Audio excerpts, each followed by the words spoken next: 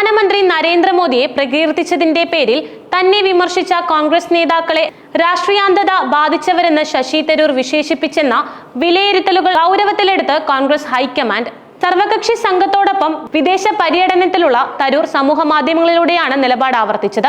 പവൻ രേഖ അടക്കമുള്ള കോൺഗ്രസ് നേതാക്കൾ കഴിഞ്ഞ ദിവസവും തരൂരിനെ വിമർശിച്ചിരുന്നു. വിദേശത്തെ സന്ദർശനവും നയതന്ത്ര ചർച്ചകളും കോൺഗ്രസിനെ അറിയിക്കുകയുമില്ല. പാകിസ്ഥാനെതിരെ വിഷയത്തിൽ കേന്ദ്ര സർക്കാരിന് ഉറച്ച പിന്തുണ നൽകും. അമേരിക്കൻ മേഖലയിലെ തരൂരിന്റെ സന്ദർശനം വൻ വിജയമാണെന്ന് കേന്ദ്ര സർക്കാരും വിലയിരുത്തുന്നുണ്ട്. അതിനിടെ വിമർശനങ്ങൾ കേട്ടു നിൽക്കാൻ സമയമില്ലെന്നും നല്ല കാര്യങ്ങൾ ഒരുപാട് ചെയ്യാനുണ്ടെന്നും തരൂർ സമൂഹ മാധ്യമങ്ങളിൽ കുറിച്ചിരുന്നു. മുൻകാലങ്ങളിൽ നിയന്ത്രണ രേഖയിൽ സൈന്യം നടത്തിയ ധീരമായ ഇടപെടലുകൾ താൻ അവഗണിക്കുകയാണെന്ന് ആക്രോശിക്കുന്ന രാഷ്ട്രീയാന്ധത ബാധിച്ചവരോട് ഒരു കാര്യമാണ് പറയാനുള്ളത്.